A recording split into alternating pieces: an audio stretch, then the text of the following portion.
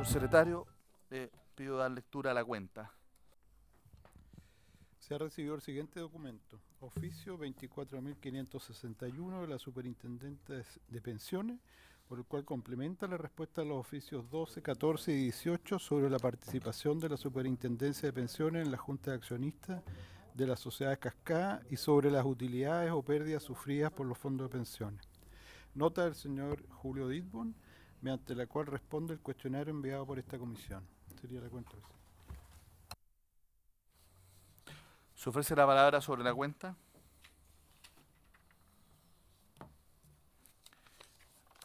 Yo quisiera preguntar respecto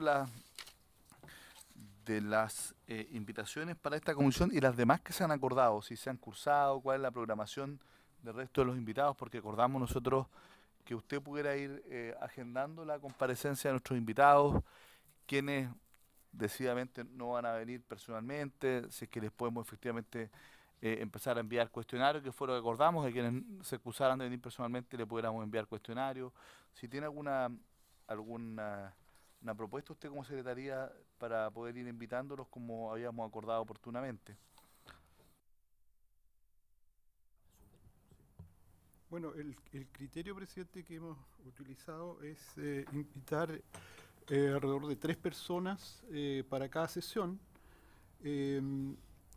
dado que no parece procedente invitar a más en circunstancias que con una persona ocupa el horario que tiene de funcionamiento. Dentro de ese criterio, en esta ocasión fue invitada la señora Tamara Agnich, el señor Enrique Correa y don Carlos Correa. La primera de las invitadas se encuentra presente y va a asistir, y los otros 2 señores manifestaron su interés de que la comisión los excusara, dado que no iban a poder concurrir. ¿Enviaron alguna excusa por escrito? Enviaron unos correos, digamos, de... ¿Es posible que le dé lectura, señor secretario? No.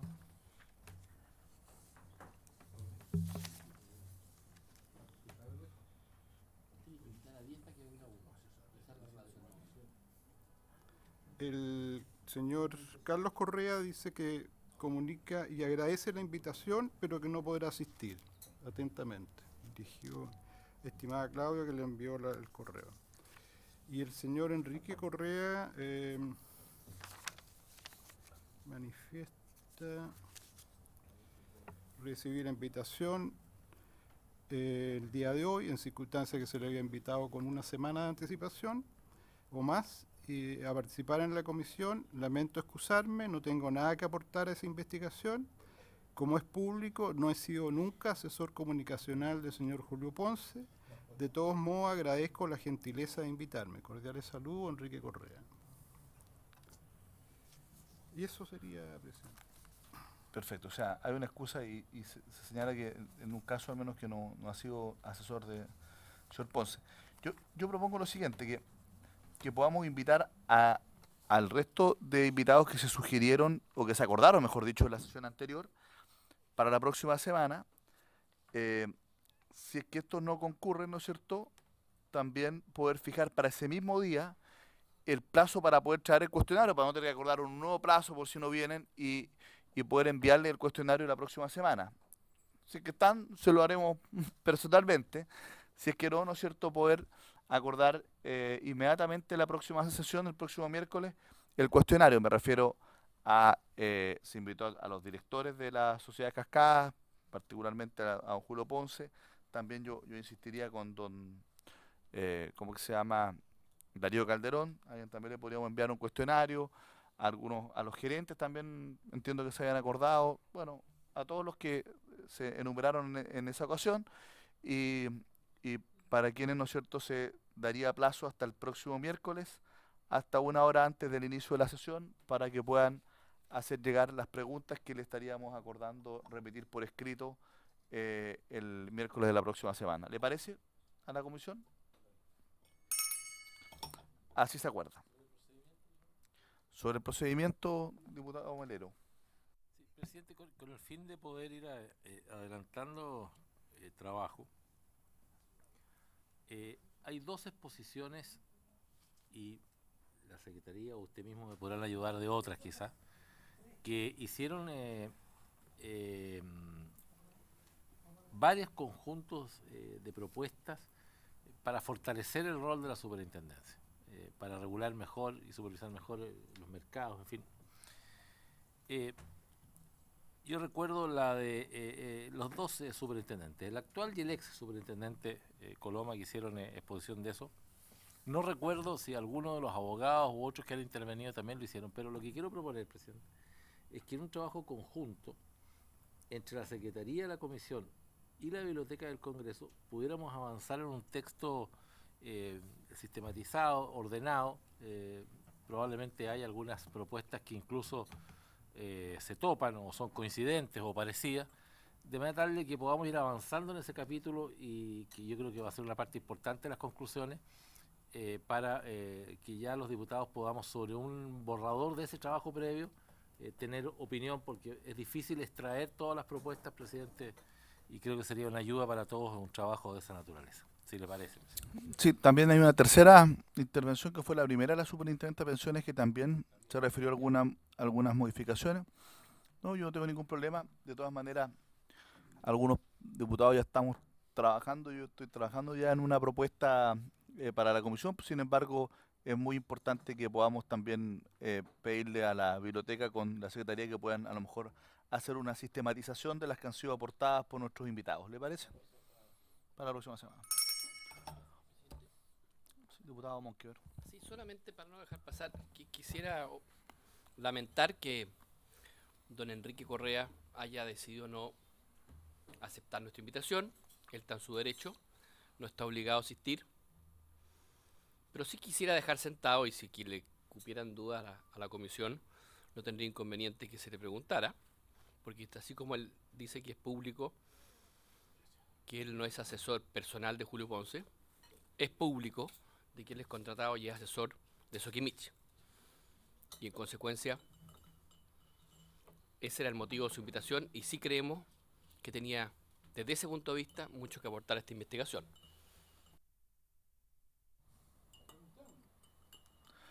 O sea, acordamos entonces enviarle la pregunta que usted ha formulado por escrito.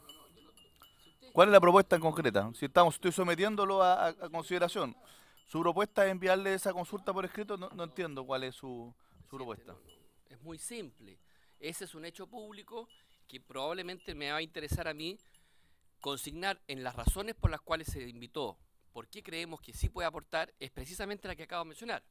Si hay alguien que tenga dudas respecto si la empresa de comunicaciones de Enrique Correa es asesora de Sokimich, preguntémosle. Si hay constancia de eso, es un hecho de la causa, sí, y es público. Primero, no es un hecho de la causa. El único que hasta ahora por lo menos lo ha formulado acá la comisión. Usted, diputado Monquer, yo por lo menos no sé cuál es la cartera de clientes del señor Correa, ¿ya? Y por lo tanto yo creo que sería bueno preguntarle, ¿no es cierto? No sé si le parece a la comisión que le preguntemos por escrito si Sokimich, ¿no es cierto? Si alguna de las empresas cascadas incluye Sokimich.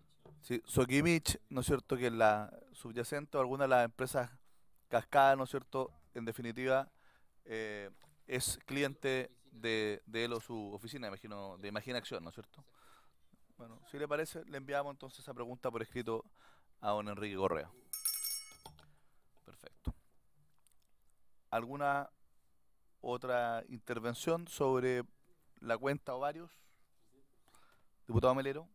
Solamente saber cómo vamos a proceder, porque la superintendenta de pensiones va a exponer las preguntas que le hicimos, lo envía bajo un oficio reservado, y a cada diputado se nos ha hecho firmar la recepción y vamos a empezar una sesión pública.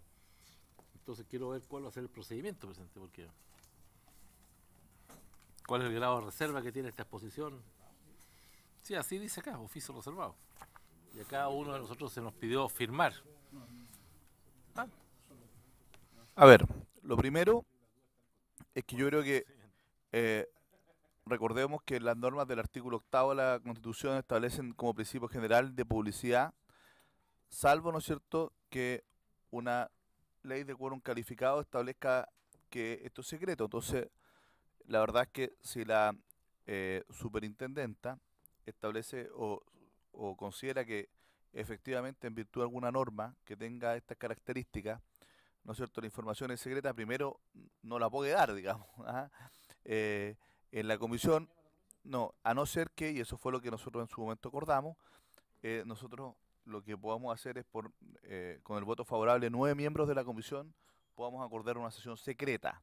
Ahora, si es que efectivamente en virtud de la ley es secreto, otra cosa es que el oficio sea reservado, que como bien sabemos, eso no necesariamente implica el deber de reserva, ¿no es cierto? O que existe una obligación legal de guardar esa reserva y por lo tanto es perfectamente posible que podamos conocer su contenido en esta comisión, pero yo creo que eso deberíamos conversarlo con la propia superintendenta y no tomar una decisión sin que efectivamente ella nos pueda señalar qué parte del contenido de su intervención puede efectivamente estar bajo un deber de reserva y qué parte no.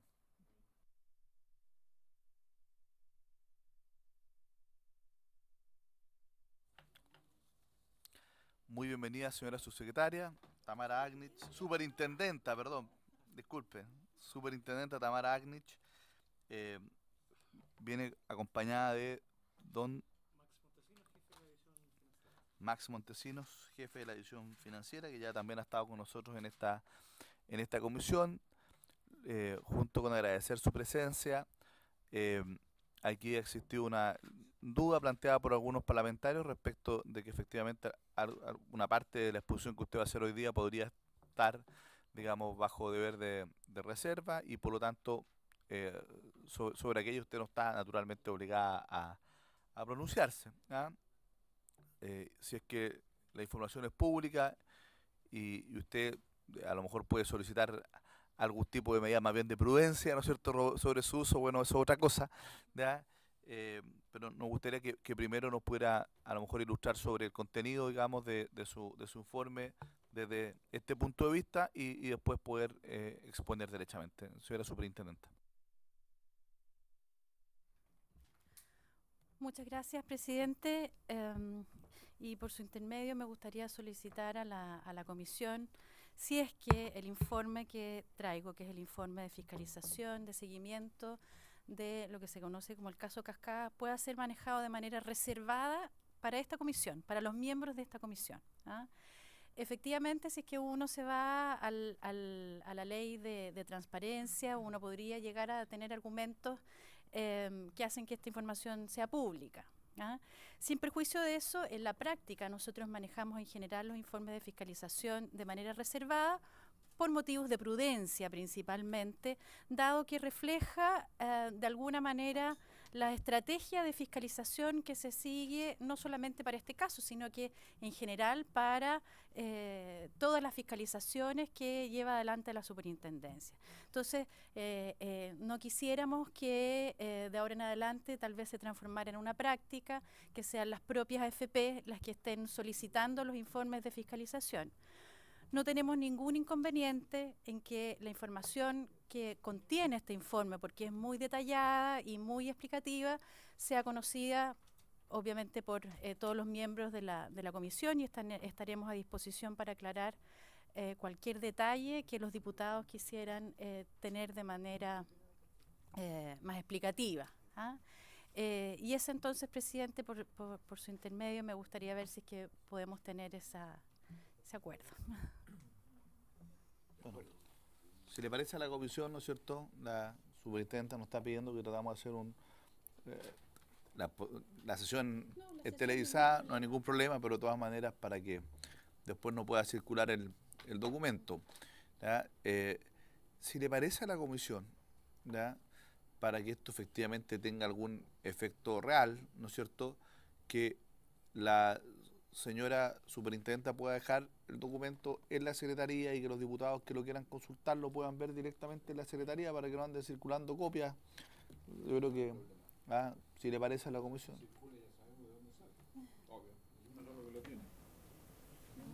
No es otro. Que el oficio, no es el mismo. El oficio está acá, el oficio es una cosa y otra. El oficio está, cada una está en poder de la Secretaría, se pueden distribuir las copias respectivas a los señores diputados y las señoras diputadas miembros de la comisión, pero el informe de fiscalización y seguimiento yo sugiero que pueda quedar una copia en poder de la Secretaría y que los diputados que lo deseen consultar, ¿no es cierto?, puedan hacerlo directamente en la Secretaría. ¿Ah? Va a ser expuesto, sí, pero o sea, lo va a exponer la Si me permite, presidente, señora superintendente. el informe tiene exactamente 91 páginas, y mi exposición va a ser de manera general a ciertos aspectos como también generales de lo que contiene. Por lo tanto, y todo eso también además ya ha salido en la prensa, lo hemos reiterado en distintas instancias, por lo tanto no tiene mucho sentido, además que tener una sesión reservada creo que genera más suspicacias de lo que todos nosotros en esta sala quisiéramos. Entonces, en ese sentido no tenemos ningún problema en explicar, en comentar, pero incluso hay detalles de cada una de los oficios que se han solicitado y de las acciones concretas, una a una, que ha seguido adelante la superintendencia. Ese es un poco Sí, el sentido. pero lo que quiero que quede claro es que esta documentación es pública. Lo que usted nos pide es que no es una información reservada, sino que es pública. Lo que usted nos pide es que tratemos de manejarla con prudencia, nada más que eso. A ver, podría llegar a ser pública si es que alguien la pidiera por ley de transparencia. Entonces es Ahí pública, lo po. más probable es que nosotros podríamos argumentar por No, pero, bueno, métodos de prudencia, mantenerlo, o sea, no entregarlo. ¿Ah? Pero entendemos que el fin que tiene esta comisión Sí. es un fin que va más allá de, a lo mejor, los objetivos que pudieran estar Sí. detrás. Diputado Rincón. Ya, mire, yo agradezco las especiales consideraciones que tiene la superintendente, pero seamos claros, yo no creo estar tan desconocedor de la ley de transparencia, pero los criterios de prudencia no son los observables. O hay actos que son secretos y declarados especialmente por ley como secretos, o hay plazos especiales dada el cúmulo de información que se solicita, o hay determinadas situaciones, pero... ¿no? Sí, no, pero exactamente, usted sabe lo restrictivo que es. Y si la propia superintendente tiene la convicción de que si alguien lo pide por transparencia, pues entonces no tiene sentido que nosotros estemos dándole más vuelta a un tema que no tiene sentido, sino simplemente exponerlo y tenerlo a disposición de la comisión como corresponde.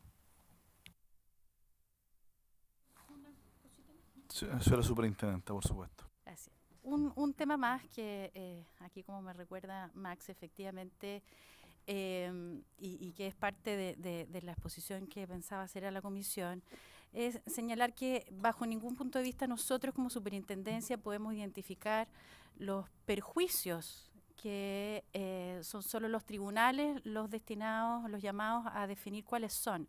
Entonces, que la información que está acá pueda ser divulgada o conocida más ampliamente, incluso podría atentar contra las propias estrategias judiciales que van en beneficio de los afiliados de los fondos, dueños de los fondos de pensiones. Entonces, ese también es un argumento más que nos lleva a sostener que por esos motivos de prudencia es preferible manejar esta información de manera restringida en esta comisión. Bueno, pero la verdad es que después, el día de mañana, si se lo piden por transparencia, no nos va a responsabilizar a nosotros de que esto pueda ser utilizado en una estrategia judicial. Bueno, yo le pido que haga la exposición y que efectivamente pueda dejar el documento en poder de la Secretaría. Le ofrezco la palabra a la señora superintendente.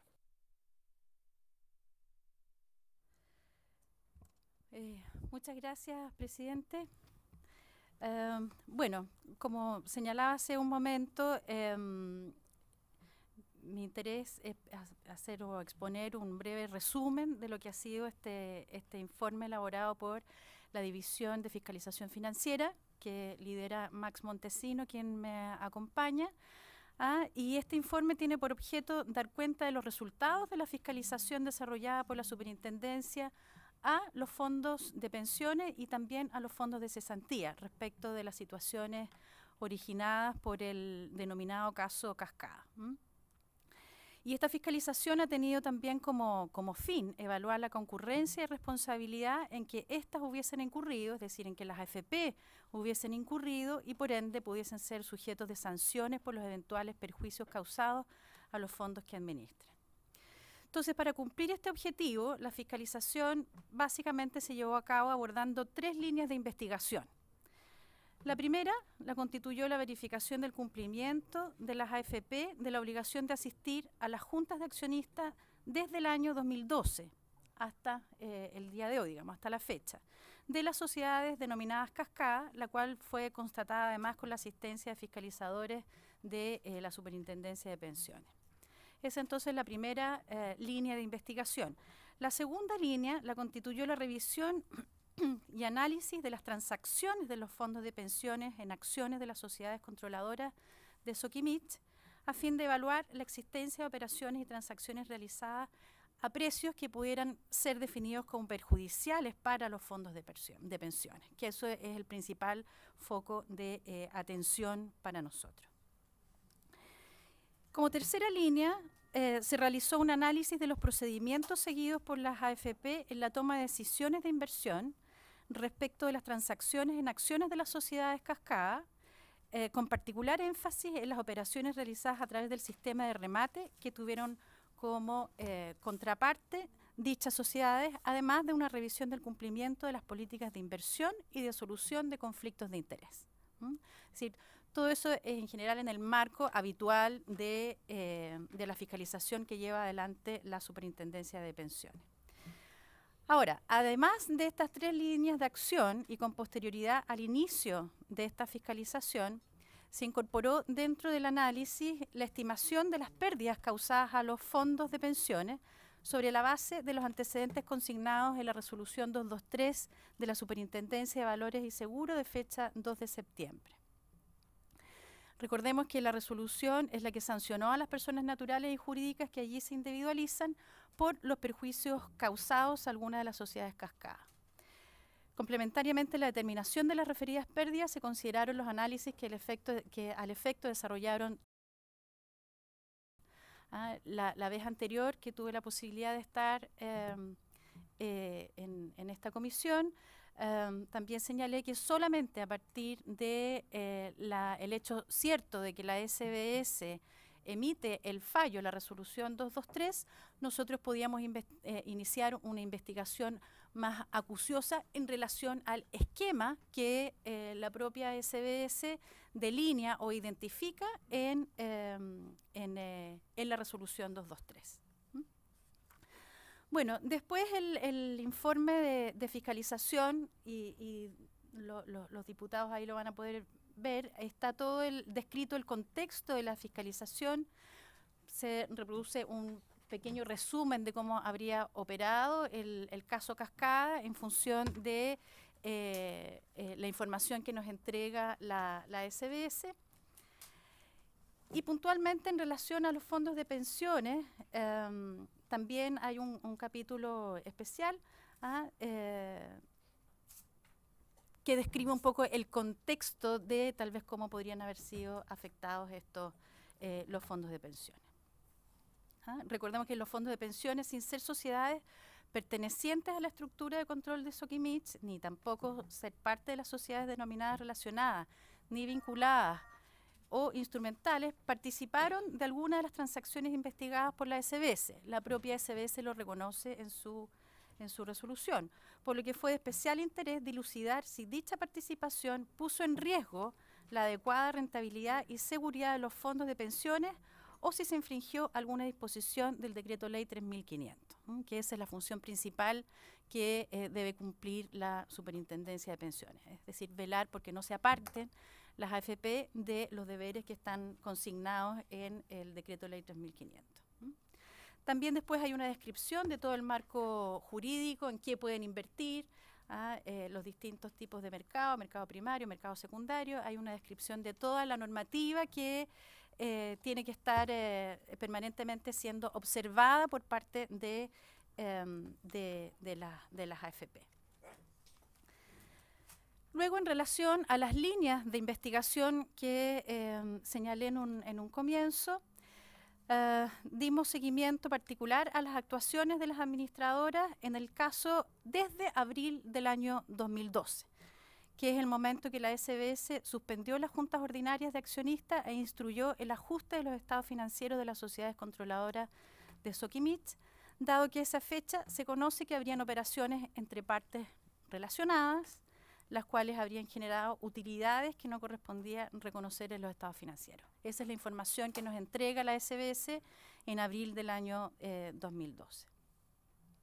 Entonces, a partir de este hecho, obviamente se agudiza la fiscalización por parte de la Superintendencia de Pensiones relacionado con la inversión de los fondos de pensiones en estas sociedades. Ahora, las distintas acciones de fiscalización que se llevaron en las distintas líneas investigativas, por citarlas, obligación de asistir a las juntas de accionistas, que eso lo pudimos verificar incluso con presencia de nuestros fiscalizadores en la junta. El análisis de las transacciones de los fondos con acciones de las diversas sociedades cascadas y la verificación de cumplimiento de las políticas de inversión y solución de conflictos de interés. Es decir, hay una descripción de las 3 líneas de acción que también señalé en un comienzo.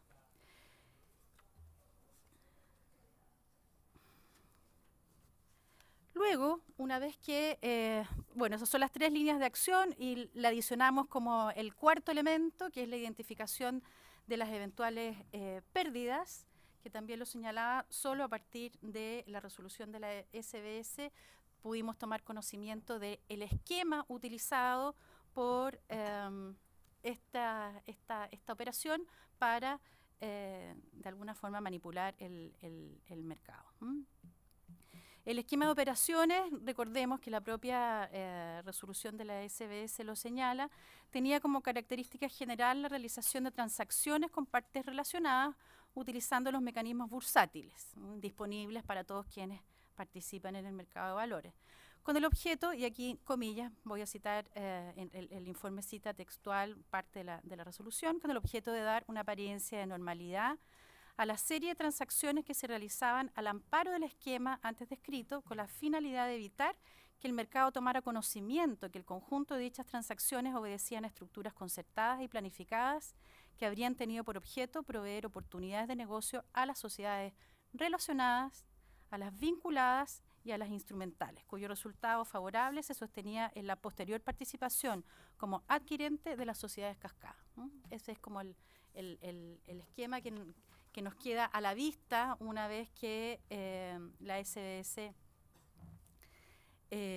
emite la resolución 223.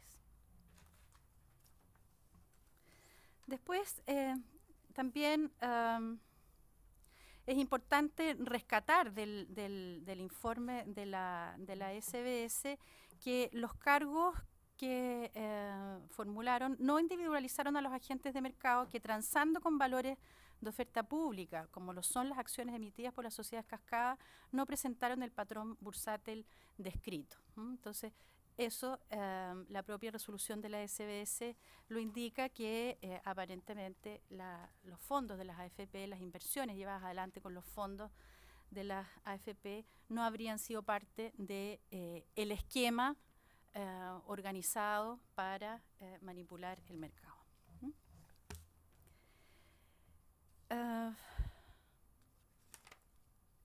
Luego vendría la estimación de pérdidas para los fondos de pensiones, que ahí, en base a la propia información que nosotros solicitamos a las AFP, más el análisis de las distintas metodologías utilizadas por cada una de ellas, más todos los insumos que nosotros fuimos capaces de ir recopilando y recabando a lo largo de todo el proceso de fiscalización, llegamos a estimar un rango de pérdida, que es un rango referencial, con la información disponible, entre 31 y 44 millones de dólares. Y que básicamente este rango de pérdida se origina por pérdidas directas como por pérdidas indirecta.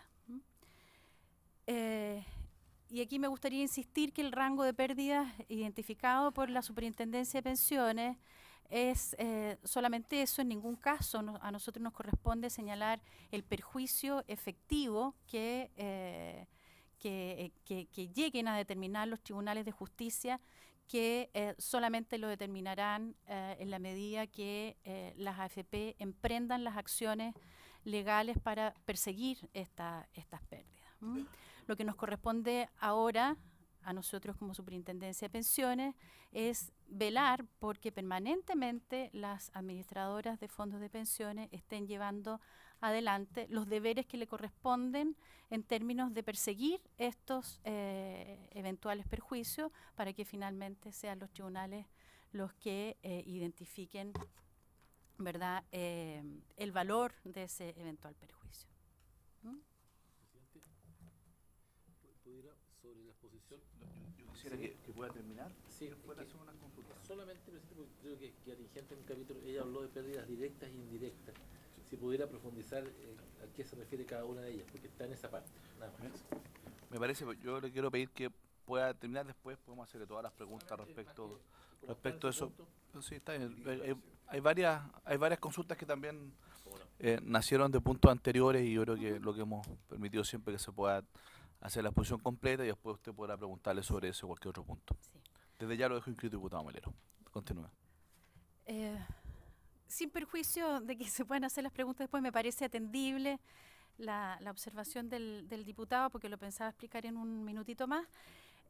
Las pérdidas directas son aquellas que se originan por la operación misma, por el esquema mismo, es decir, este esquema de compra, de vender barato y comprar caro que utilizó el esquema. Y después con más detalle se podrá referir, si es que el presidente así lo estima pertinente, el jefe de la división financiera. Las pérdidas indirectas son las que se transmiten por la proporción en la participación de las sociedades que están más abajo de la cascada.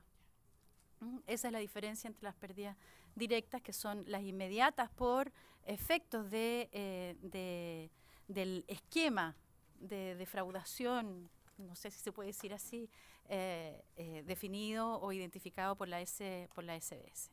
Y lo otro tiene que ver con los porcentajes de participación de las sociedades en la medida que van teniendo participación secundaria. Bien, en términos de conclusiones generales, en el ámbito de la fiscalización, nosotros podríamos decir que no se detectaron situaciones que puedan desvirtuar el hecho que las administradoras dieron cumplimiento a su obligación de asistir y participar en todas las juntas de accionistas de las sociedades pertenecientes al grupo Soquimich. Y su participación no se limitó a su asistencia, sino que ejercieron actividades extraordinarias, como por ejemplo solicitar investigaciones tanto por parte del emisor como de la SBS.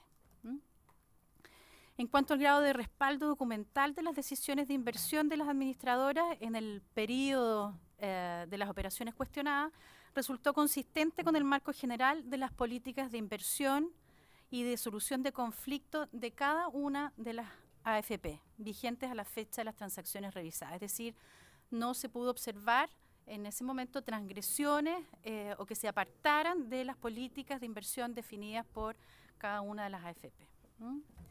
Y aquí también es importante mencionar que tanto la AFC, la Administradora de Fondos de Cesantía, AFP Plan Vital y AFP Modelo, no fueron incluidas en la revisión que hizo la Superintendencia de las Políticas de Inversión, por cuanto esas administradoras no participaron en las referidas operaciones, es decir, no tenían instrumentos relacionados a el llamado caso Cascada. En el periodo comprendido entre el 1 de enero del 2009 y el 31 de julio del 2012, no se detectaron transacciones a precios perjudiciales para los fondos de pensiones. También dentro de las conclusiones es posible señalar que las transacciones que involucraron como contraparte a las sociedades pertenecientes al grupo controlador de Soquimich fueron realizadas a través de remate martillero, mediante oficio reservado 49 de la Superintendencia de Valores y Seguros, confirmó que dichos remates cumplieron con los procedimientos de difusión establecidos por la normativa bursátil. Respecto a la estimación de las eventuales pérdidas o ganancias ocasionadas a los fondos de pensiones, la Superintendencia, como ya mencioné, estableció este rango de pérdidas entre 31,46 millones de dólares y 43,86 millones de dólares. habida consideración de lo consignado en la resolución 223 de la SBS, que establece que las pérdidas de la sociedad cascada fueron cercanas a la suma de 300 millones de dólares, o sea, estarían incorporadas dentro de estos 300 millones. Con todo, se reitera que estos montos tienen un carácter referencial, pues son los tribunales de justicia los que en definitiva deberán determinar si hubo efectivamente perjuicios, la cuantía y por supuesto las indemnizaciones que procedan en cada caso.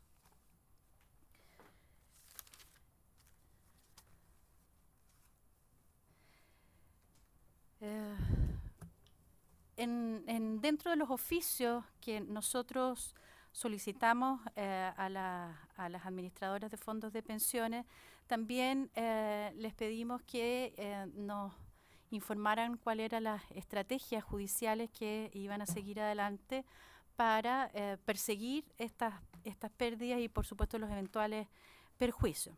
Y sobre esas estrategias hemos definido que la superintendencia no se pronunciará, solamente vamos a estar pendientes de que lo que ellos han definido que van a hacer, efectivamente lo hagan.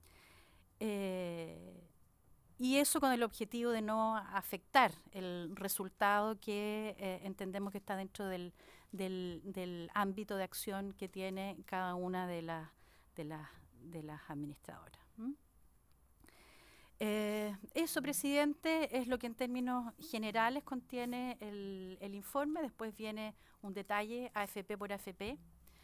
Dentro de los anexos también tenemos considerado el detalle cronológico del caso, que pensamos que a los diputados les va a ser muy interesante para poder hacer la relación completa, entendiendo que esto solo está referido al ámbito de la Superintendencia de Pensiones, es decir, en cuanto a impacto que pudieran haber tenido en los fondos de pensiones que pertenecen a todos los chilenos.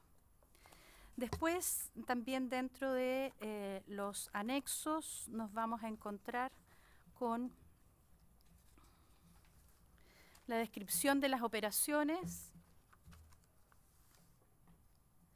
consideradas en un reportaje de la revista ¿Qué pasa? La batalla soterrada en Soquimich. También hay un detalle ahí que también pensamos que puede ser de interés para la comisión.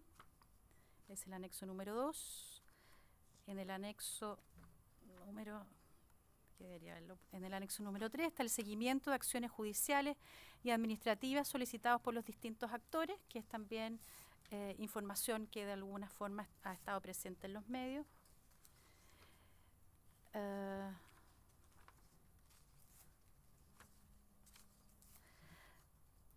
Después también hay una breve descripción de otras acciones de fiscalización y monitoreo. En el anexo número 5, gráfico del precio de las acciones cascadas. En el anexo número 6, la estructura del grupo Soquimich, de acuerdo a la información que está contenida en la memoria. Estimación de pérdida para los fondos está en el anexo número 8. Tanto los cálculos, una descripción de cómo se llevaron adelante los cálculos efectuados por la superintendencia y los cálculos realizados por cada una de las administradoras. Y finalmente en el anexo número 9 están las actividades de fiscalización de la superintendencia de pensiones referidas a los hechos relacionados con el caso Cascada. Eso, presidente, es lo que puedo informar y abierta a las consultas. Y no sé si lo dejo ya en la secretaría. Muchas gracias. Mañana va a estar en la prensa, no se preocupe. Va a quedar en poder de la secretaría, así que el único sospechoso va a ser el señor secretario. Le ofrezco la... No es reservado. Lo que pasa es que nos ha pedido la superintendente que lo manejemos con prudencia nada más, pero no es reservado. Quiero... pero no, sí, pero si solicita ahí después no, ya lo aclaramos, fue parte importante de la discusión, pero de todas maneras lo que señala No, o sea, le puedo dar copia, no hay ningún problema. Lo que pasa es que habíamos acordado que no fuera así, si es que se acuerda de una manera distinta que le pueda tener copia a cada uno de los diputados, no hay ningún problema. ¿Ah? Se trata de lo siguiente, diputado Boric. No, pero no, en virtud de la ley no es reservado, no, si no podría estar entregándolo acá. La señora superintendenta, sin embargo, ella señala que si es que esto circula, podría eventualmente su contenido servir de argumento en alguno de los juicios que se están ventilando sobre la materia. Eso, ¿ya? Ahora, de todas maneras lo pueden pedir por ley de transparencia, entonces no está generando una carga enorme. Pero el diputado Melero tiene la palabra y después el diputado Andrade. Sobre el punto, diputado Andrade. Diputado Melero. Yo quisiera tener copia. Y yo ponderaré. Por cierto. No, sí. Sí, yo también. Bueno, entonces enviémosle Enviamos a todos los diputados. copia a todos los diputados. No hay ningún... Presidente, pido la palabra. Presidente, pido la palabra. Espera, Pido la palabra, presidente. diputado Melero. No, presidente, es que acá hubo un acuerdo y para cambiarlo necesita la unanimidad. Si me permite, diputado. La superintendenta ha sido sumamente clara en los efectos perjudiciales que esto puede tener en el manejo público sobre los afiliados y sobre la acción fiscalizadora sobre las AFP. A mí me parece, presidente, que ese es un tema suficientemente importante como para restringir a un documento el que cualquier diputado pueda consultar de él en la comisión. Nada más que eso, presidente. O sea, usted no está dificultando la lectura del documento de los diputados, está dificultando o restringiendo, mejor dicho, la distribución de este documento fuera del seno mismo de la comisión. Y yo creo que ese es un acto de prudencia que la superintendenta ha pedido, presidente, y yo quiero respaldar por la connotación que tiene, por el posible efecto negativo que puede tener sobre los afiliados y que mantengamos esa normativa. Nada más que eso, presidente. Diputado Farcas. Gracias, presidente. No, yo solamente, en función de lo que usted planteaba anteriormente, presidente, de que esta información sí se puede pedir por transparencia, no me queda claro cuál sería la restricción de que esta información esté en manos de los diputados, porque efectivamente la podemos pedir por transparencia. Entonces, es un camino distinto para llegar a lo mismo. Gracias, presidente. Diputado Andrade, y después le ofrezco la palabra al señor secretario. ¿Sabes lo que me pasa, presidente? Es que en la misma línea argumental, o sea, si esto se puede pedir cualquier ciudadano por ley de transparencia, yo no estoy dispuesto a aceptar el estigma que a los diputados hay que constreñirle el acceso a la información. O sea, partimos del prejuicio de que de aquí se va a hacer público, en circunstancias que es público. Es una... Perdone, no quiero usar un lenguaje procas, pero a lo menos una tontería, pues. O sea, por favor, por transparencia lo puede pedir Juan Pérez. Yo creo que aquí no, porque está el estigma que desde aquí se corre el riesgo de que esto se transforme. Yo le puedo garantizar a usted que si me da copia lo voy a ver yo y nadie más. Pero da la impresión de que el juicio ya es el otro, pues. Perdón, no es nada contra la... Diputado, no contra usted, sino que más bien a nuestra propia evaluación, digamos. O sea, está bien que la gente nos tenga mala opinión de nosotros, pero si se la agregamos nosotros, pues estamos en el peor de los mundos. Sí, Gracias, presidente. A ver, diputado, lo que ocurre es que yo lo que transmití a la comisión fue una petición de la superintendenta y siempre dejé claro que aquí esta información era pública. Y por lo tanto, creo que naturalmente que las cosas se pueden modificar los acuerdos, ¿ya? Y sobre el punto reglamentario que ha hecho el diputado Melero, le voy a ofrecer la palabra al señor secretario. Presidente, más que sobre lo reglamentario, sobre lo que ha sido la práctica en el manejo de información reservada. Aquí, como a ustedes les consta, algunos documentos anteriores que venían con el rótulo de reservado fueron entregados a los eurodiputados con un número que para los efectos prácticos también podríamos utilizar en este caso si quieren tener el documento. ¿Y eso qué ventaja tiene? Que en el fondo, así como la entrega de la información por vía transparencia, se sabe quién la está solicitando y eventualmente el uso que pudiera hacer de ella. En este caso, el documento con un número también se sabe quién el que eventualmente que yo sé que no va a ser el caso, no ha ocurrido en otras oportunidades, no ha ocurrido nunca, entregue a la publicidad dicho documento. Porque en el fondo, por lo que he podido entender, lo que se trata es que los parlamentarios se informen y tengan toda la documentación y todos los antecedentes disponibles. Esa es una opción. La otra es, como decía el presidente, que aquel diputado que quiera tener alguna información de detalle la consulte en la Secretaría, y esa también ha sido una práctica tradicionalmente usada. El problema es que no pueden ser los dos criterios. Entonces, si el presidente dijo al inicio que iba a ser una forma, lo lógico sería que se pongan de acuerdo y decidamos cuál va a ser el criterio definitivo. A ver, diputado Andrade. A ver. No.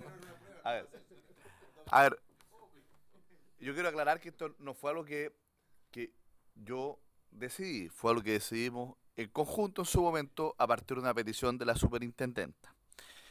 Yo creo que aquí, evidentemente, que lo que tenemos que resguardar son dos cuestiones que a nuestro juicio son muy relevantes. Uno, el que esto efectivamente pueda mantenerse con cierto nivel de prudencia, discreción, etcétera. Y lo segundo, el ejercicio de las facultades fiscalizadoras de la Cámara de Diputados a través de esta comisión, y para eso naturalmente que los diputados miembros tienen que tener toda la información. Sobre todo, desde un punto de vista, lo vimos hoy día y la última semana en la Comisión de Constitución. Lo que nosotros hacemos es investigar los actos de gobierno, y la interpretación de actos de gobierno es bastante amplia y por lo tanto incluye a los fiscalizadores. Y lo que a nosotros nos interesa saber es cómo actuaron los fiscalizadores en esto. Si la superintendencia realmente hizo bien su labor sobre el caso, ¿no?, de resguardar efectivamente que los intereses de los cotizantes, ¿no es cierto?, estuvieran bien resguardados y que las administradoras de estos fondos hicieran bien su labor también. Entonces, para eso naturalmente que los parlamentarios tenemos que conocer el contenido de su informe. Yo lo que propongo es que podamos entregar copias de la misma manera que hicimos entrega de los oficios reservados, con una firma a cada parlamentario que lo solicite a la Secretaría, y por lo tanto todos aquellos que tengan interés en tener el informe se lo solicitarán al secretario y le entregará una copia, ¿no es cierto?, numerada del documento que nos ha entregado recientemente la superintendencia. ¿Le parece? Ya, si se acuerda. Ofrezco la palabra sobre la intervención. No sobre el punto, ya está cerrado. Sobre la intervención de la superintendente ofrezco la palabra. Pero yo quisiera conocer el sinónimo diputado, de tontería. Diputado Andrade, le ofrezco la palabra.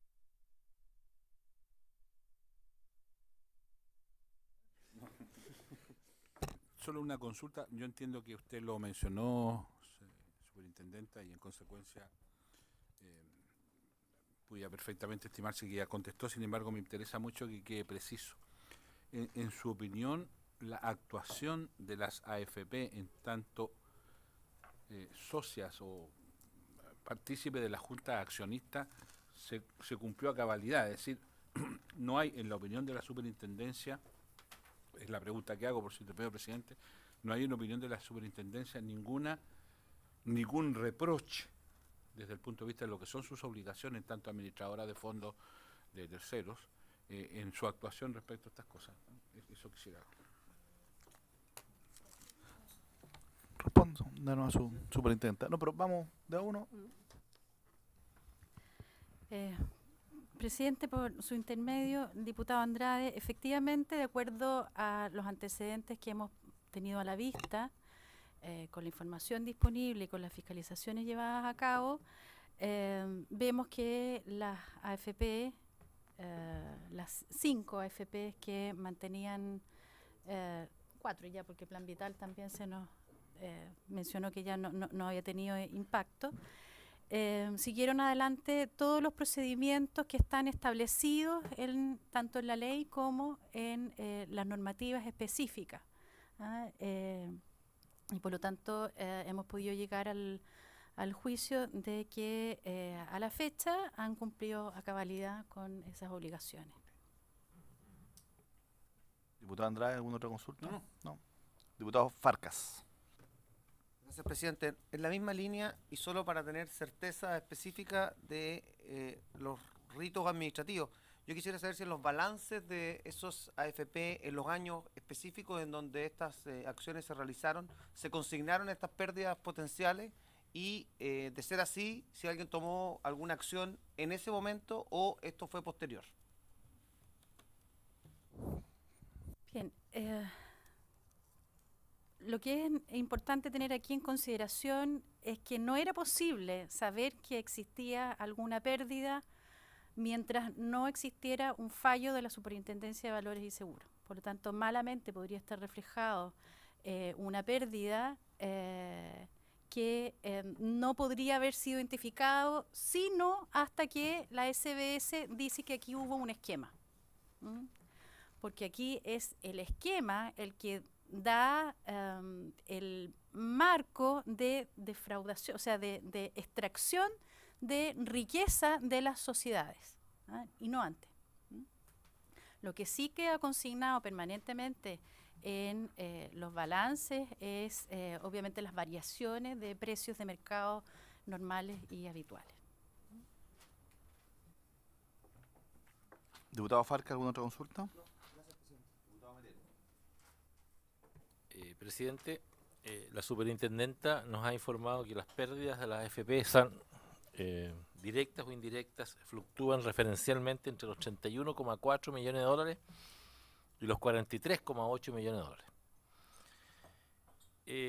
En sesiones anteriores a esta, don Patricio Phillips, que forma parte del grupo Soquimich, entregó a esta comisión un informe en que señalaba que las AFP habían tenido utilidades por, si mal no recuerdo, del orden de los 250 millones de dólares.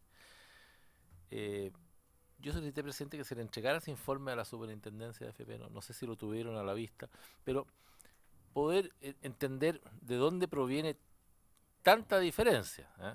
Unos que dicen que ganaron 250 millones de dólares en la línea de la lógica de la defensa que ha hecho el grupo Cascás y en particular el señor Phillips, de que al final el esquema desarrollado generó beneficio para todos, y la superintendencia nos señala este perjuicio, que es relativamente un perjuicio muy bajo si lo comparamos con el volumen de dinero que las AFP administran, entiendo, del orden de los 175 mil millones de dólares. Usted me dirá cuál es la cifra exacta.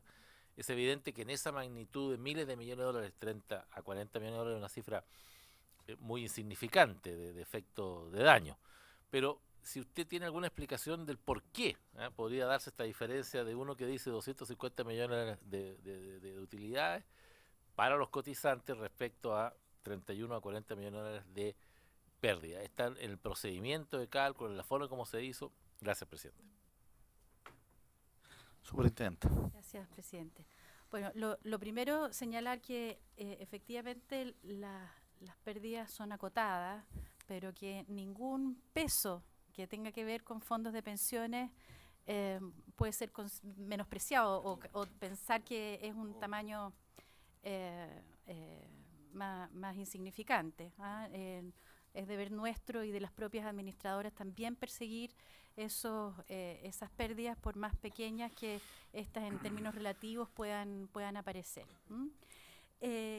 Y lo primero, en relación a la información que se ha manejado sobre las eventuales ganancias que podrían haber tenido los fondos de pensiones, la verdad es que ahí se está hablando de cosas distintas. Porque lo que ha señalado el abogado Phillips, y esa información nosotros también la tuvimos a la vista, hicimos una estimación en base al mismo mecánica que ellos utilizaron y que corresponde a variaciones de valor de los instrumentos. Ahí podemos hablar de esta ganancia en un periodo que da esa cantidad. A nosotros nos daba un poco menos.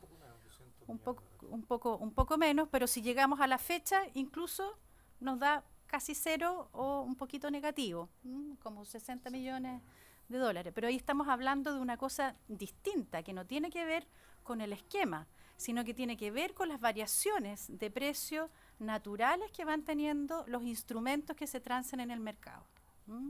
Entonces, por un lado, Para entender bien, presidente, no es adjudicable esa ganancia a el esquema, ¿eso es? exactamente, no es adjudicable al esquema, Sino que es a las buenas adjudicable decisiones de inversión a de los las fondos. fluctuaciones propias de mercado y de las los decisiones. valores que... Perdón, yo quisiera, diputado Melero, que pueda responder la superintendenta, porque si responde usted, no tiene la misma utilidad. Es decir, corresponde, presidente, a las fluctuaciones naturales y propias que van teniendo los instrumentos que se transan permanentemente en el mercado de valores. No sé si tú quisieras, presidente, si usted lo permite, ¿algo más? ¿Sí? ¿Quién es el experto? Por su intermedio, para complementar lo que señala la superintendenta, efectivamente aquí son dos visiones distintas respecto a qué se considera como ganancia en el caso de lo que presenta el abogado Phillips. Como bien menciona la superintendenta, tiene que ver con la fluctuación de los valores, la revalorización básicamente que tienen las acciones de las sociedades cascadas donde los fondos de pensiones invierten, y ese valor es aproximadamente similar al que presenta Phillips en su análisis. La verdad, hay diferencias marginales alrededor de 200 millones de dólares en el periodo estudiado. Ahora, como bien menciona también la superintendenta, si uno extiende ese análisis a la fecha, la verdad es que esa cifra está cercana a cero e incluso por debajo de cero, llegando alrededor de una pérdida de 60 millones de dólares a la fecha. Entonces, depende también de dónde se te tome la foto, es cómo va a salir esa foto. Distinto es el caso del esquema que presenta la Superintendencia de Valores en su resolución, donde lo que se presenta es un esquema para extraer riqueza de las sociedades donde los fondos de pensiones y otros accionistas invierten. Entonces esto, haciendo una analogía, es igual que si uno hubiera comprado un departamento en el año 2008 que valía 2.500 UF, por producto de la revalorización en el mercado inmobiliario hoy día vale 3.100 y por tanto estoy ganando, producto de esa valorización, 600 UF. Pero supongamos que ese departamento yo lo arriendo durante todo este periodo con mobiliario dentro que me costó 200 UF y al momento de ir a tratar de vender ese departamento me entero que el mobiliario desapareció. Tengo una pérdida por el mobiliario que desapareció del departamento, similar a lo que está pasando en el caso de Cascadas y lo que se identifica con el esquema, donde hay una extracción de aproximadamente 300 millones de dólares de las sociedades que controlan Sokimich. Distinto es a la ganancia por valorización del activo en sí. Diputado Melero, ¿alguna otra consulta? Diputado Monquio. Sí, solo para ratificar esta última explicación que me parece muy relevante. Es decir, esto es una pregunta más que una afirmación, quiero que usted me la corrija.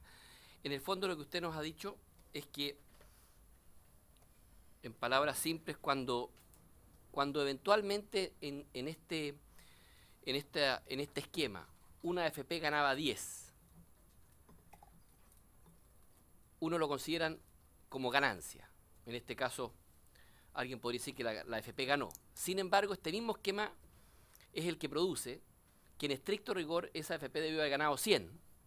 Y esos 90 diferencias, aun cuando son una ganancia potencial de la AFP, pasan a ser pérdida porque el esquema privó que en vez de ganar los 100, ganar los 10. Eso es básicamente, en términos simples, lo que ocurrió, ¿no? Es decir, que la AFP no bastaba solo con que tuviese números positivos, sino que cuando deja de percibir lo que en estricto rigor de no haber participado el esquema, le habría correspondido por el valor de mercado. ¿Es lo que ustedes llaman también como pérdidas indirectas? A ver, la analogía que hace hasta cierto punto es cierta, en el sentido de que la ganancia por valorización, si yo sumo la pérdida por extracción de riqueza, debió haber sido mayor. O sea, uno debería entender que tal vez en vez de haber ganado los 200 millones que señala el señor Phillips, debieron haber ganado 230 o 240 millones de dólares. Y producto del esquema de extracción de riqueza sobre las sociedades que controlan Sokimich, efectivamente la ganancia fue menor. Y respecto al tema de las formas de extracción de riqueza que señalaba la superintendenta en un comienzo, donde señala básicamente dos, ahí podría haber más, pero básicamente dos que son las principales. La directa es, habiendo una sociedad cascada que está transando con una relacionada instrumental o vinculada, como define la Superintendencia de Valores y Seguros, a un precio de venta menor al cual va a recomprar, se produce una pérdida directa para esa sociedad y los fondos de pensión como accionistas, más otros minoritarios también como accionistas de esa sociedad, son parte de la pérdida en la proporción que sean dueños de acciones de la misma sociedad. Las pérdidas indirectas a las que se refiere la superintendenta son cuando existe una cadena de control donde se produce este esquema que mencioné en un principio, la pérdida en la sociedad aguas abajo, que producto de la participación que hay aguas arriba de la sociedad matriz, también se transmite parte de esa pérdida. O sea, si yo perdí 300 acá abajo en la sociedad 1, la sociedad 0, que es dueña de la sociedad 1 en un 80%, perdería el 80% de esos 300 que se habían perdido. Perfecto, muy clara su explicación. Para entender bien, entonces cuando nos da el número que nos da como cálculo estimativo, no, por eso que ahí hago una contrapregunta, cuando nos da el número como cálculo estimativo de pérdida, obviamente no está considerando lo que al comienzo usted explicaba que era como aquello que habría ganado eventualmente la AFP por el mayor valor de la acción en caso de no haber operado un esquema. Sí. A ver. Lo que pasa es que aquí el rango de pérdida que puede haber tenido la AFP está dentro de lo que la propia Superintendencia de Valores y Seguros identificó en el esquema de operaciones. Esto de vender barato y recomprar caro, y como las AFP, al igual que el resto de los actores, son tomadores de precio, eventualmente ahí también se vieron involucradas en esa pérdida de vender barato. Y no necesariamente, o sea, y obviamente no recompraron a ese valor. Entonces, la venta se produce a raíz, esa pérdida de, por ejemplo, vale 100, pero se concertaron para venderla a 80 a una relacionada. Más barato que el precio de mercado. Entonces, es ahí donde se produce la pérdida también para el resto de los inversionistas que están tomando los precios que están vigentes para todos los operadores del mercado.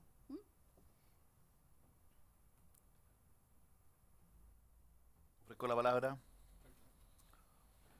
palabra. Yo le voy a hacer alguna consulta a su secretaria. Superintendente. Lo primero es que para que las administradoras de fondos de pensiones puedan invertir, los fondos de pensiones hay un control previo, ¿no es cierto? Estos instrumentos tienen que ser AFPables, ¿no es cierto? Y por lo tanto tienen que ser analizados por la Comisión Clasificadora de Riesgo, etcétera. Entonces hay un control ex antes que efectivamente tiene el sistema, digamos, que permitió que los fondos de pensiones efectivamente pudieran invertirse en estas sociedades cascadas. Entonces, mi primera pregunta es si ustedes detectaron algún tipo de observación de la Comisión Clasificadora de Riesgo, algún tipo de alerta temprana respecto de dónde se estaban invirtiendo, hablando de estas sociedades cascadas, ¿no es cierto?, y el riesgo que esto podía tener los recursos de los cotizantes de las AFP. ¿Sí? Gracias.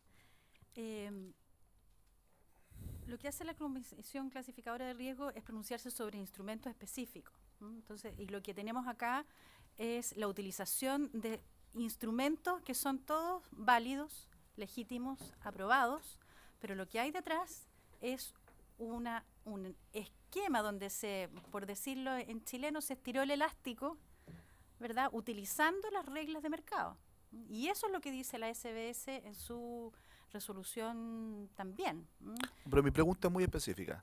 Si es que la Comisión Clasificadora de Riesgo respecto de esos instrumentos, a priori, de invertir en este tipo de sociedades, ¿no es cierto?, que acá no hizo no formuló, no solo, ¿cuál fue la clasificación que le dio a esa versión?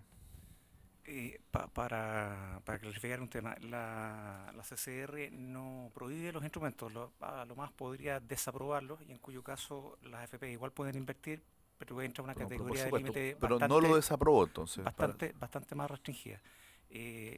Hay que señalar también que las primeras señales de que aquí había algún problema recién partieron en abril del año 2012, eso es uno. Y lo otro, es un tema de que aquí hay un efecto de manipulación de mercado. No había problemas con las sociedades para efectos de invertir. Sí. Por tanto, la CCR no mal podía Está haber bien.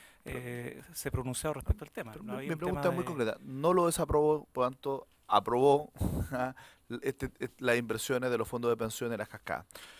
Lo digo porque usted dice las primeras señales, sin embargo, se cuestionan operaciones del año 2008.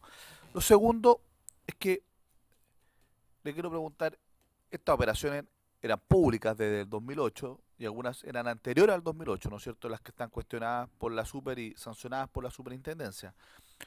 Por lo tanto, me imagino que las administradoras de fondos de pensiones también tienen que tener, ¿ya? Un nivel de observación de lo que está ocurriendo en la sociedad donde están invertidos los fondos de pensiones. De hecho, en las cascadas las AFP tenían directores, ¿no es cierto? Nosotros estábamos en la Junta Accionista, tenían directores. ¿Ah?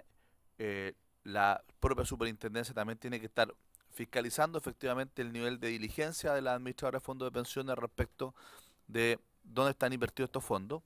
Entonces, si estas operaciones eran desde antes del año 2008, del año 2008 fue la investigación de la superintendencia, partió, ¿no es cierto?, en 2012 se generaron los primeros indicios formales, pero esto venía investigándose desde antes, así lo dijo el ex superintendente Fernando Coloma acá. Mi pregunta es si esto era público, si las AFP tenían directores. En algún momento ellos detectaron que estaban sufriendo, usted le llama pérdida, ¿no es cierto? Yo le llamaría más bien impacto negativo, porque tal como lo explicó bien el diputado Monker, es un impacto negativo porque es una utilidad menor a la debida, ¿no es cierto? Si efectivamente estaban teniendo un impacto negativo, ¿ya? Porque esta operación, insisto, eran todas públicas de compra y venta de las sociedades cascadas, nunca ellos cuestionaron esto, nunca percataron de que en realidad estaban perdiendo plata o podrían ganar más plata y que por lo tanto tomaron acciones que estén establecidas en la Junta de Accionistas o dejaron de invertir los recursos ahí, los sacaron de esas sociedades, los cambiaron. ¿Qué ocurrió durante este tiempo? A ver, lo primero, señalar que los primeros signos de que aquí había algo irregular lo alertaron incluso a algunas AFP, no recuerdo exactamente. Habitat fue la primera AFP como que levantó una luz de alerta, que aquí habría algo fuera un poco de las normas de mercado. Sí, es por ahí por el año 2012. 2012. Sí, pero hay lo que nos dijo el ex superintendente Coloma, que un señor, no sé, un apellido extranjero, fue el que hizo una denuncia y que había un rumor en el mercado. Eso fue lo que nos informó, que en diciembre del 2011 hubo una denuncia, ¿ya?, de una persona bastante desconocida, digamos, y que ahí partió la luz de alerta, no que fue la FP Habitat. No nos dijo eso el ex superintendente Coloma, por lo tanto. Sí, por lo menos esa es la información, y es información pública también que ellos han entregado, que fueron de los primeros que saltaron. Ahora, O sea, perdón, que yo creo que eso es bien importante, porque aquí tenemos dos versiones. ¿En qué fecha? Porque tenemos una versión que es la que nos dio el ex superintendente Coloma, que fue el que inició la investigación, y uno nos está dando una información distinta. Entonces es importante saberlo. Yo creo que no es distinta, se complementan. Efectivamente, como señalaba el superintendente Coloma en su tiempo, al parecer la denuncia de este señor X inicia la investigación de la superintendencia. Pero para efectos de los fondos de pensiones, junto con también otros inversionistas institucionales como Moneda Asset Management, hacen la denuncia respecto a que habrían transacciones entre empresas relacionadas que se estaban haciendo a un precio distinto al mercado, y consecutivamente piden tanto a las mesas y a las juntas, solicitan información respecto a esas transacciones, las que les fue negada consecutivamente a través del tiempo, y en ese momento también recurren a la superintendencia. La fecha que usted señala, señor presidente, podría ser diciembre, y efectivamente la fecha que señala la superintendenta está entre abril y julio del año 2012, 5 o 6 meses después. Perfecto. Y sin embargo continuaron manteniendo inversiones en las sociedades cascadas, ¿no es cierto? De hecho, entiendo que hasta el día de hoy las AFP tienen inversión en las sociedades cascadas, ¿o no es así? bueno, y por lo mismo que la valorización ha subido o a veces ha bajado el valor de esos instrumentos. Pero lo importante también de tener en consideraciones, y que también refuerza el hecho de que ellos no participaron dentro del esquema de cascada, es que la estrategia de inversión es muy distinta a la que está contenida en la resolución que identifica la Superintendencia de Valores y Seguros. ¿Mm? Perfecto. Si los primeros indicios formales fueron en diciembre, no, en abril del 2012, ¿no es cierto? Usted lo señaló así. Ustedes no tenían ninguna posibilidad de poder iniciar un proceso de fiscalización entre esa fecha, ¿no es cierto?, y la resolución 223, porque usted dice, mire, nosotros recién después de la resolución 223 pudimos empezar a investigar esto. Entonces, yo más bien apunto a que podría haber, no sé si una debilidad institucional o a lo mejor una falta de la diligencia debida, ¿no es cierto?, de parte de ustedes como supervisor, porque si que ya tenían indicios formales en abril del 2012, ¿ya?, y estamos hablando de los fondos de pensiones, ¿ya?, entonces, bueno, ¿por qué esperaron hasta fines del 2014 para iniciar un proceso de fiscalización? ¿Ya? Más de 2 años, 2 años y medio, de hecho.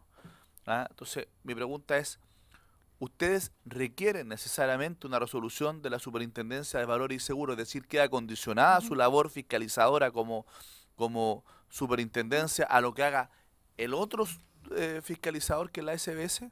Por supuesto que no, presidente. Y por eso es importante distinguir 2 temas. Lo primero es la tarea fiscalizadora regular de la superintendencia, y como bien lo señalé, desde abril del 2012 se reforzó la tarea fiscalizadora en 3 ámbitos, y están aquí contenidos en el informe.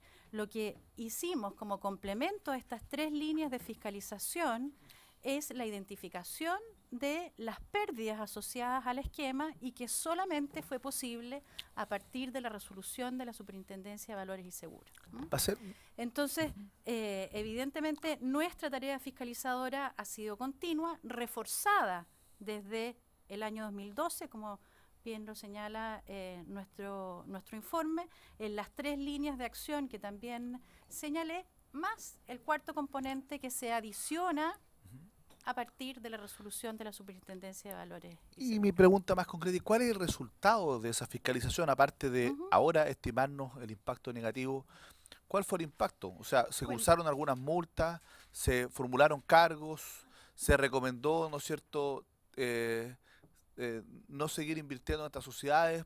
¿Cuál fue el resultado entre el 2012 y el 2014? ¿Cuál fue, si que hubo alguna resolución, alguna sanción o alguna recomendación por parte de la Superintendencia de Pensiones? Bueno, la primera pregunta que formuló el diputado Andrade justamente tenía que ver con eso, cuál era el resultado de esta fiscalización, y con los antecedentes tenidos a la vista, fue posible identificar que se ajustaron, con los antecedentes tenidos a la vista, a la normativa y a la ley vigente, y han cumplido con sus obligaciones. Por lo tanto, malamente podríamos haber iniciado un proceso de sanción por estos temas si no se han identificado faltas relacionadas al cumplimiento de la normativa vigente. O sea, usted me está diciendo que las AFP, que conocen de estas transacciones, ¿no es cierto?, ya, pues sabían los precios a los que se transaban, etcétera, porque era público, que tenían directores ahí, que además estaban en las juntas de accionistas, ¿no es cierto?, perdieron entre 31 y 44 millones de dólares, y en realidad no hay ninguna sanción porque se cumplió la ley. O sea, me parece sumamente curioso, porque estas transacciones que estaban impactando negativamente los fondos de pensiones, según usted mismo lo señala, ¿no es cierto?, eran conocidas por las administradoras. Sabían perfectamente que se estaban realizando esas operaciones. Ellos no lo calificaron como un impacto negativo, de hecho, siguieron teniendo participación en esas sociedades cascadas, ¿ya?, mientras, usted lo dijo, estas son sus palabras, mientras los cotizantes perdían entre 31 y 40 millones de dólares, ¿ya?, y porque formalmente cumplieron con la ley, no sé si hay algún estándar más bien de diligencia, ¿no es cierto?, de deber ser, ¿ya?, más que la formalidad de la ley, teniendo directores, teniendo participación. Usted dice, entonces no hay ninguna sanción para ello. Es bien extraño, me parece a mí por lo menos, ¿no? O sea, como conclusión. A ver, lo que pasa es que hay que distinguir las situaciones. Aquí estamos frente a una defraudación del mercado, al que se vieron expuestos todos los que participan del mercado. La Superintendencia de Valores y Seguros llegó a identificar una pérdida de 300 millones de dólares. El rango de pérdidas que nosotros identificamos, que está dentro de estos 300 millones de dólares, es más acotado. Pero aquí es el mercado el que fue engañado. Entonces, malamente podrían haber tomado alguna acción si es que el resto del mercado tampoco se dio cuenta. Yo la vez anterior que estuve en esta comisión insistí mucho sobre el elemento de la confianza sobre el cual opera el mercado de valores. La Superintendencia de Valores y Seguros es quien tiene la supervisión sobre la totalidad de las operaciones. La Superintendencia de Pensiones sobre una fracción acotada.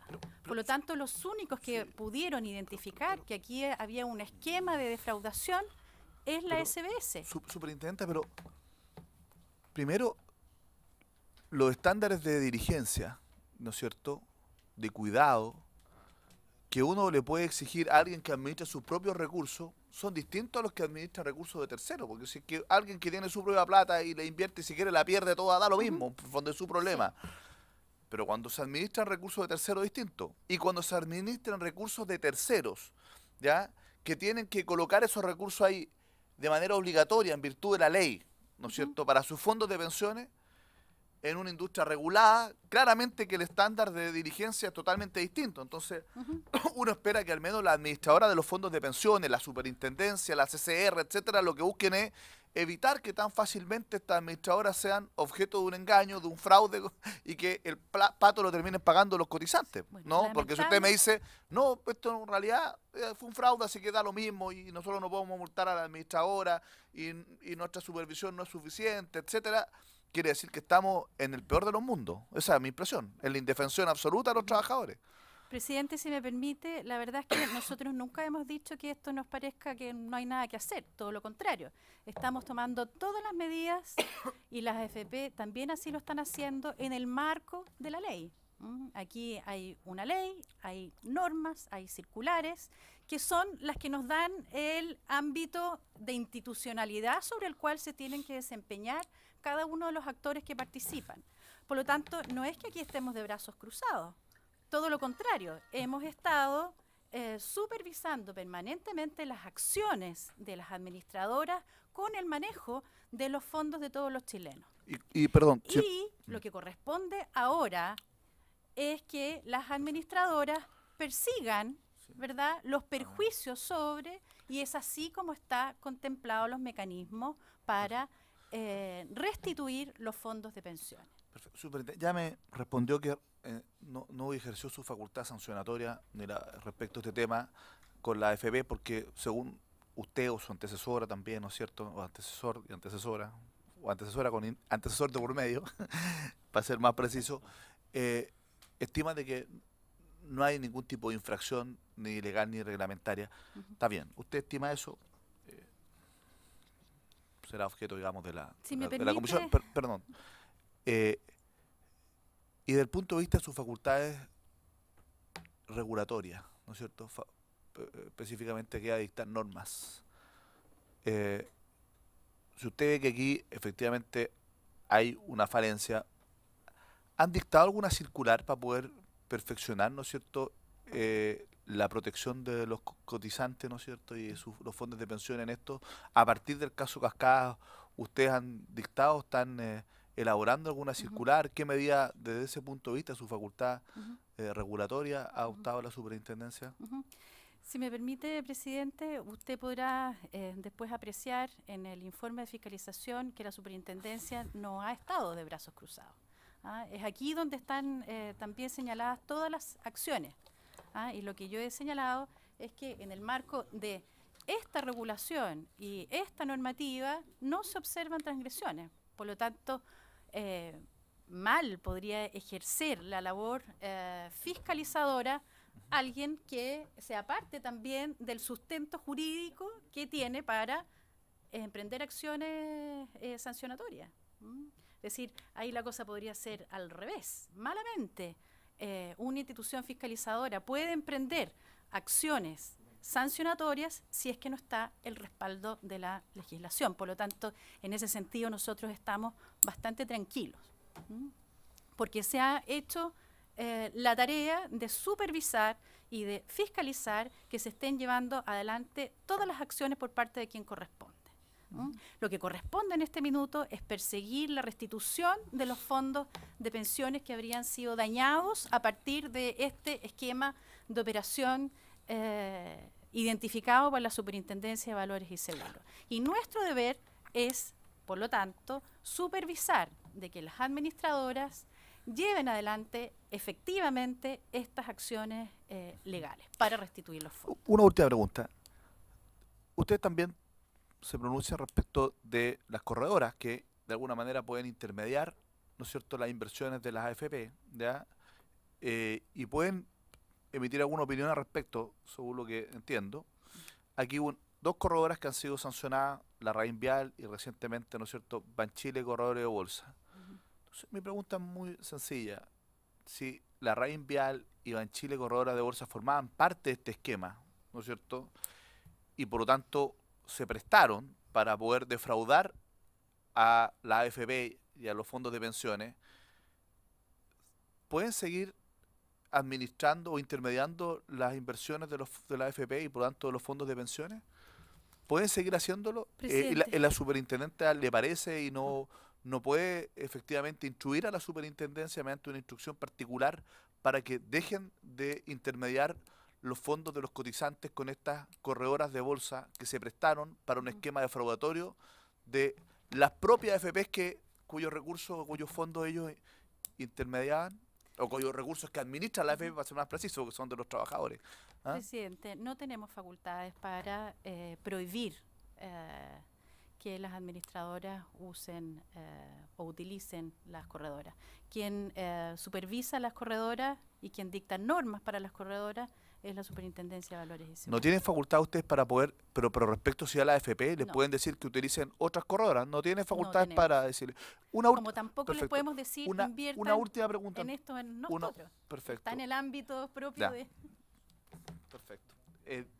Estamos en la hora, Ahora, diputado Monker si me quería permite- hacer... si Sí, me pero permite tengo que que aquí me prorrogar, dan- por 10 perfecto. minutos, ¿le parece a la comisión? 10 minutos, por 5.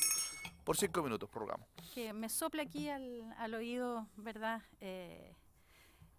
Max, que por iniciativa propia las AFP ya no están utilizando esas corredoras. Al menos la Raín Vial. Pero yo a mí me gustaría que pudiera primero, no sé si le parece a la comisión, enviarnos por escrito una información respecto de las facultades que tiene No la... tenemos. No, pero me gustaría que poder tener efectivamente por escrito aquello y Por supuesto. un análisis sobre eso, y si es que usted nos puede garantizar también por escrito que hoy día no hay ningún fondo de pensiones que esté siendo intermediado por la Raín Vial y qué pasa con Banchile, corredores de bolsa. Eso me gustaría también que nos pudiera responder. El diputado Monkeberg y después el diputado Andrade. Dos preguntas bien puntuales que me surgieron del diálogo. Que me surgió del diálogo que tenía con el presidente. La primera, si eventualmente en esta operación o en otra, esto es en abstracto, ustedes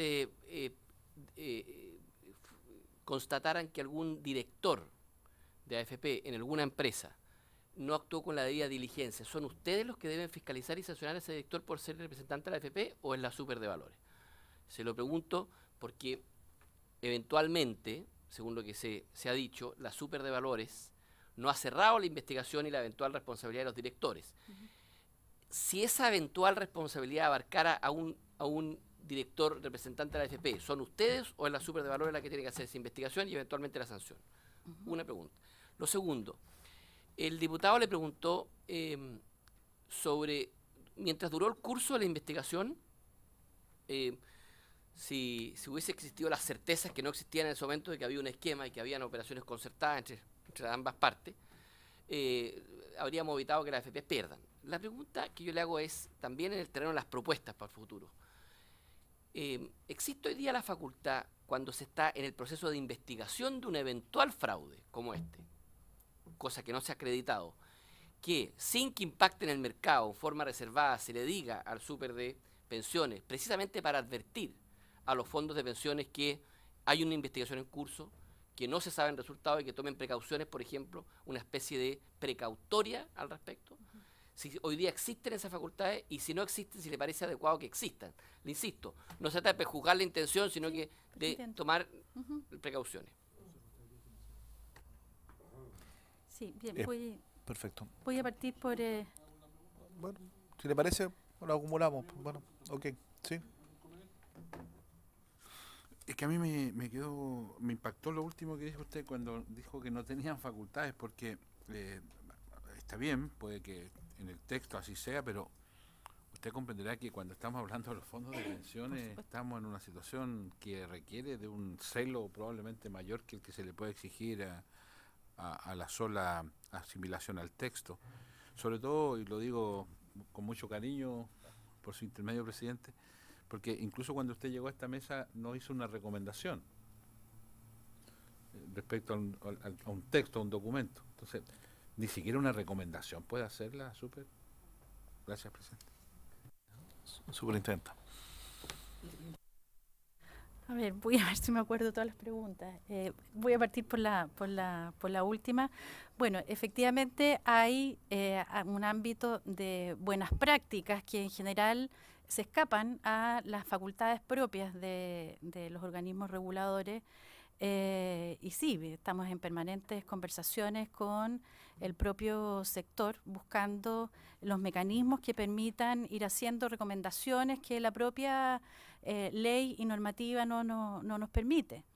La superintendencia tiene implementado un sistema de supervisión basado en riesgo que no deriva en sanciones porque no tiene el sustento para que pueda derivar en sanciones, donde se tratan muchos de estos temas que no forman parte de la base jurídica o de la base normativa, pero que sí nos interesa que las propias AFP y el resto de los supervisados, como es el IPS y también la administradora de fondos de cesantía, vayan implementando dentro del marco de las buenas prácticas. Y nuestra visión es que ojalá muchas de esas cosas tal vez en algún futuro puedan transformarse en obligación legal, pero evidentemente sí, hay un gran espacio y un gran ámbito de conversaciones y de aplicación de instrumentos que no son, no sé cuál es el término jurídico exacto, que no son exigibles así, imperativas, pero que sí nos permiten ir avanzando permanentemente en buscar elementos que permitan velar de mejor manera por los fondos de pensiones. Así que sí. Lo otro ya se me olvidaron las preguntas. Nosotros sancionamos a los directores. ¿Puedo agregar una consulta? Sí, pero tenemos que prorrogar por unos 5 minutos, si le parece a la comisión, para que pueda porque le responda al diputado Monkever y antes que se no se lo olviden nuevamente. Le responde al diputado Monkever y después le hace una consulta al diputado Andrade. Lo otro era de las sanciones, ¿qué era?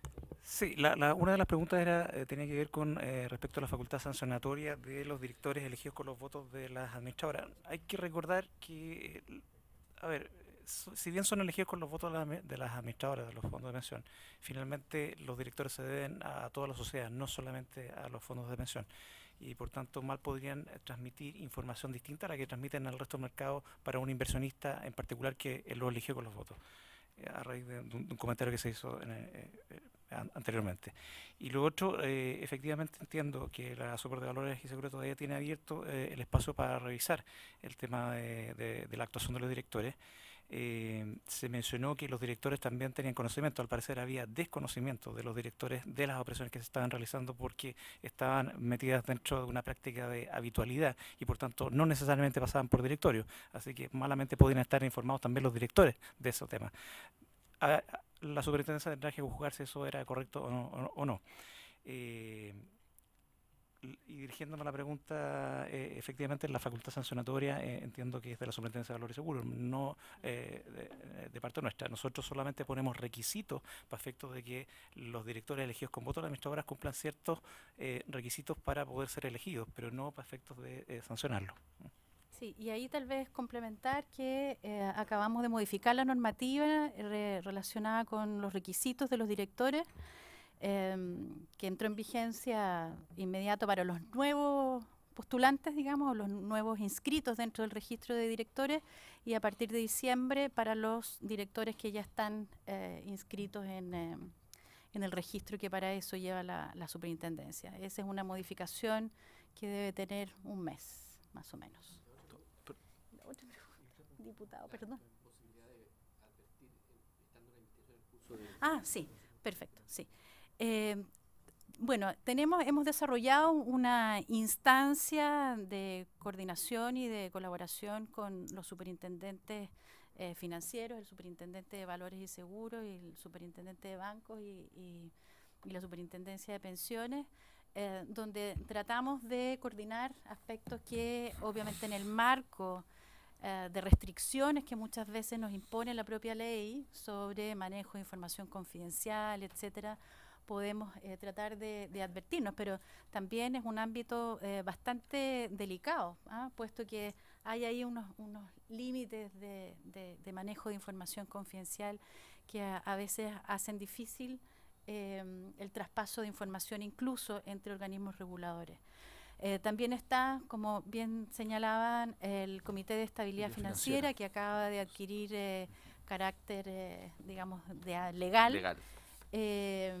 Y que también permite ir analizando y advirtiendo ciertas situaciones que pudieran estar poniendo en riesgo el sistema financiero y, por supuesto, a los fondos de pensiones. Nuestro país tiene una debilidad en relación a otros países de la región y a otros países del mundo en términos de poder compartir información, no solamente entre organismos reguladores, sino que con otros organismos reguladores foráneos. Estamos quedando, la verdad, muy atrás en ese ámbito, y lo más probable es que sea una materia que vaya a tratar el Consejo prontamente. Perfecto. El diputado Andrade, solo decir que en el Consejo de Estabilidad Financiera ahora pueden incluso compartir información que está bajo reserva entre los reguladores. Cortísimo. Ahora, ¿en el nuevo sí se autorizó? Sí, en el nuevo se autorizó. Una consulta muy específica, superintendenta, y si es impertinente, por supuesto, basta con que me mire feo y la retiro de inmediato. Mire, dada la naturaleza de los fondos y el rol tutelar que ustedes ejercen respecto a las administradoras, en tanto cuanto finalmente lo que ustedes cautelan es la integridad de los fondos de los trabajadores para sus futuras pensiones, ¿tienen ustedes alguna posibilidad de generar alguna acción más proactiva para intentar recuperar esos fondos lo antes posible? Es decir, ¿ustedes estarían en condiciones, a lo mejor no existe la facultad específica, pero de que ustedes vincularan al deudor y acreedor, a propósito de la estimación que ustedes han hecho de aproximación de montos involucrados, para que pudieran resarcirse esos fondos lo antes posible por la vía de una relación directa entre los actores? ¿Ustedes estarían en condiciones de hacer eso? ¿O ahí sí que no se meten en un...? No, por supuesto, es que si se persiguen responsabilidades de otro tipo, no, yo estoy pensando simplemente en cómo resarcir lo antes posible los fondos de los trabajadores. Sí, lo que nosotros tenemos que hacer como superintendencia es verificar que cada una de las AFP lleva adelante las estrategias judiciales que ha definido propias. Lo que podría haber sucedido es que, por ejemplo, alguna haya dicho no voy a hacer nada. Eso no podían hacerlo, y ahí sí podríamos nosotros ejercer nuestras facultades sancionadoras. Todas lo están haciendo, algunas ya lo han iniciado, otras nos han anunciado. Ahora, lo que han anunciado igual puede que no sea todo, porque también dentro de las estrategias judiciales hay cosas que los abogados se reservan, o incluso esas estrategias pueden ir siendo modificadas a lo largo del desarrollo de esas de ese proceso. Lo que nos corresponde entonces es verificar que no se queden de brazos cruzados y que efectivamente estén llevando adelante estas acciones. Muchas gracias, señora superintendenta. Gracias. Habiéndose cumplido con el objeto de la sesión, se levanta.